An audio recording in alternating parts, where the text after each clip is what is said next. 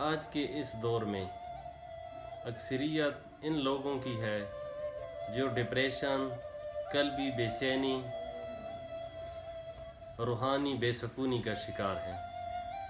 وہ مزدور ہوں، ڈاکٹر ہوں، انجینئر ہوں، امیر ہو یا غریب، اکثریت اسی مرض میں مبتلا ہے۔ مادی جسم کے اندر موجود باطنی انسان ایک جیتا جاگتا وجود ہے جو انسان کی توجہ کا طالب ہے۔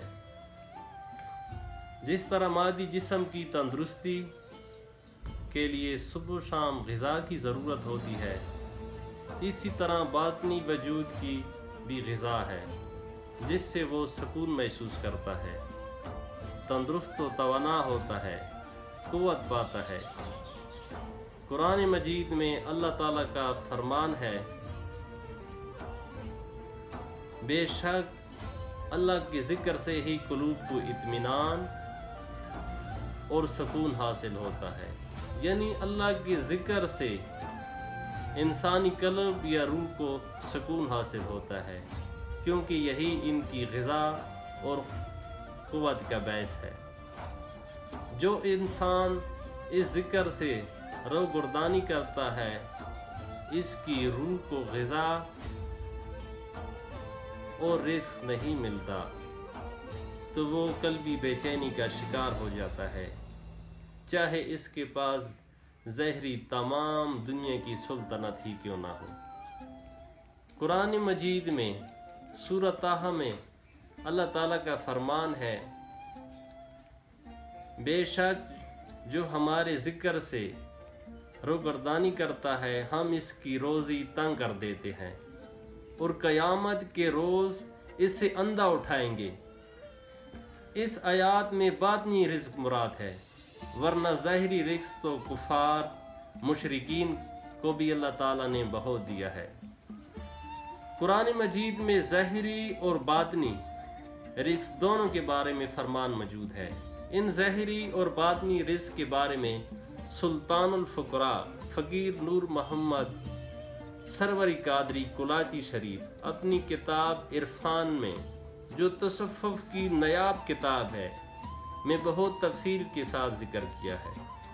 قرآن مجید میں اللہ تعالیٰ کا فرمان ہے، اے ایمان والو، تمہارے مال اور تمہاری اولادیں تم کو اللہ کے ذکر سے غافل نہ کر دیں۔ جو لوگ ایسا کریں گے وہی خسارہ پانے والے ہیں۔ اب تو آپ جان گئے ہیں کہ قلبی بے سکونی ذکر اللہ نہ کرنے کی وجہ سے ہوتی ہے۔ قلب اور روح کی غذا اللہ پاک کا ذکر ہے۔ قرآن مجید میں اللہ تعالیٰ کا فرمان ہے، وہ کھڑے، بیٹھے اور لیٹے ہوئے گویا ہر حال میں اللہ کا ذکر کرتے ہیں۔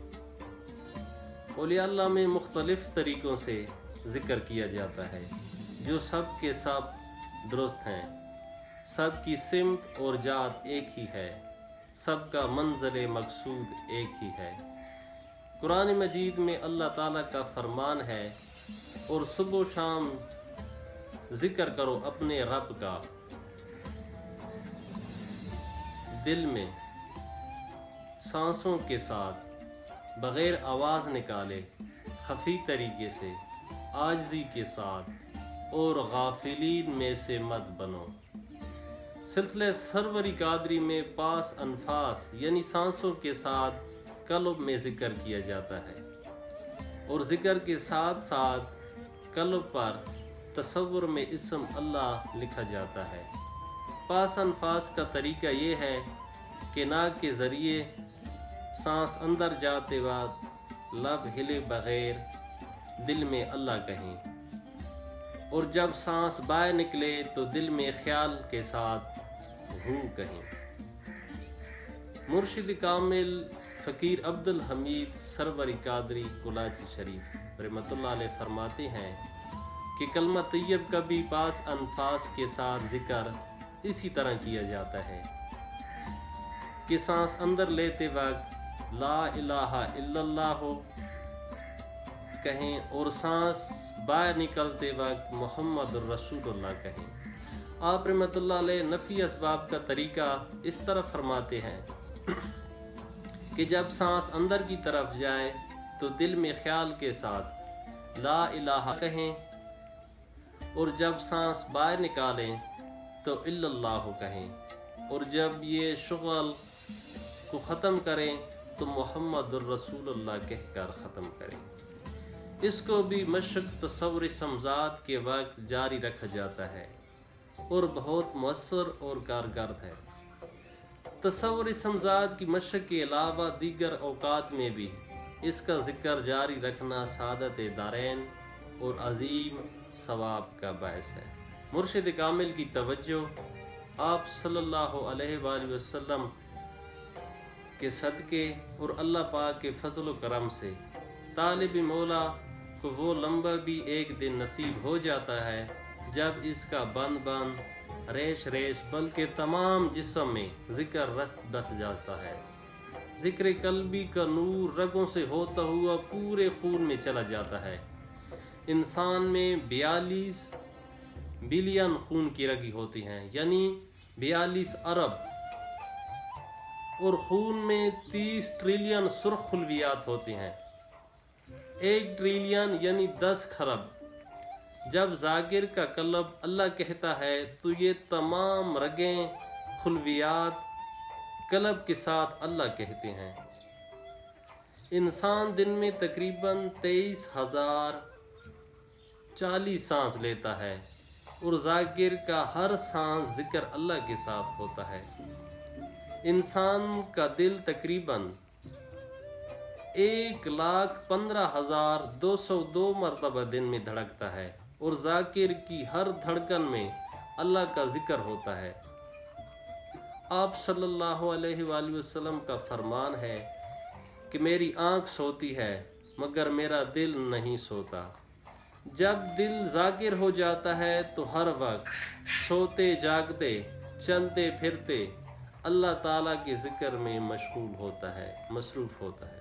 सुल्तानुल फ़ुक़रा फ़कीर नूर मोहम्मद सरवरी कादरी, कुलाची शरीफ। नाज़रीन और तालिब मौला इत्मीनान और हौसला अफजाई के लिए अपनी किताब में ज़िक्र कल्बी का अपना वाक़या लिखते हैं कि पहले जब इस फ़कीर का कल्बी ज़िक्र जारी हुआ तो इसकी कैफियत यूं ही थी कि ये फ़कीर तसव्वुर इस्म अल्लाह में एक दिन मसरूफ़ था कि यक ज़िक्र की एक गौना गैबी अज़मत और हैबत इस फ़कीर पर तारी हो गई। इस मुतवल्ली अज़मत और हैबत के अंदर इस फ़कीर को मुकम्मल इस्तिग़राक़ हासिल हो गया। और इसके बाद मैंने देखा कि मेरे जिस्म के तमाम बाल अपनी जड़ के इर्द गिर्द चमड़े के साथ इस तरह हरकत कर रहे हैं और चक्कर काट रहे हैं जिस तरह सख्त आंधी और तूफ़ान के वक्त ज़मीन पर उगी हुई घास की हालत हुआ करती है। और साथ ही साथ बुलंद आवाज़ और सरी सूरत के साथ जहरन अल्लाहू अल्लाहू पुकार रहा था। मैं पूरी बेदारी और होश हवास की हालत में अपने जिस्म के तमाम बालों का ज़ौक़ व तजल्ली के वक्त ये अजीब व गरीब हरकत और रक़्स देख रहा था और अपने कानों से इनके ज़िक्र का नहायत पुरलुत्फ़ गैर मामूली शोर व गुल सुन रहा था। ख्वाब व ख़याल और वहम व गुमान का इसमें कोई दखल नहीं था, बल्कि ज़िक्र कल्बी और सुल्तानी ज़िक्र की ये एक ठोस हकीकत थी जो इस फ़कीर ने अपने कानों से सुनी और अपनी आँखों से देखी। इसकी हकीकी लज़्ज़त, असली कैफियत का अंदाज़ा इहाता तहरीर और दहरा तकरीर से बिल्कुल बाहर है। ज़हरी अक़ल और मादी दिमाग के समझने से कासिर है। फ़कीर साहब फरमाते हैं कि जब किसी तालिब का قلب روشن ہوتا ہے، قلب زندہ ہوتا ہے تو اس کی پرواز عالم ملکوت میں ہوتی ہے۔ زندہ سالے قلب پر 14 طبق روشن ہو جاتے ہیں اور اسے رائی کے دانے کے برابر نظر آتے ہیں۔ سلسلہ سرور قادری میں ذکر کے ساتھ ساتھ اسم اللہ ہو، للہ ہے، لا ہو، اسم محمد، کلمہ طیب، اسم فکر کا تصور بھی کیا جاتا ہے۔ ذکر اور ان اسماء کے تصور سے لطائف جلد روشن ہو جاتے ہیں۔ سلطان العارفین حضرت سخی سلطان بہو صاحب رحمۃ اللہ علیہ فرماتے ہیں، معرفت اور دیدار کا راستہ اسم اللہ ذات سے شروع ہوتا ہے اور پھر اسی پر ختم ہو جاتا ہے، چونکہ جملہ تمام مراتب ابتدا و انتہا اسم اللہ ذات میں مندرج ہے۔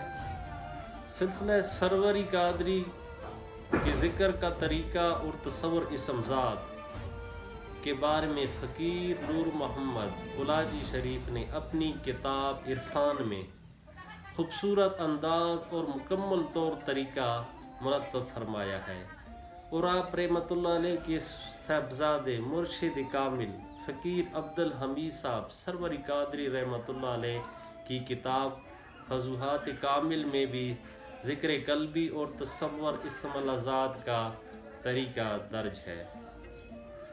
آپ صلی اللہ علیہ وآلہ وسلم نے فرمایا، سانس گنتی کے ہے اور جو سانس ذکر اللہ کے بغیر نکلے وہ مردہ ہے۔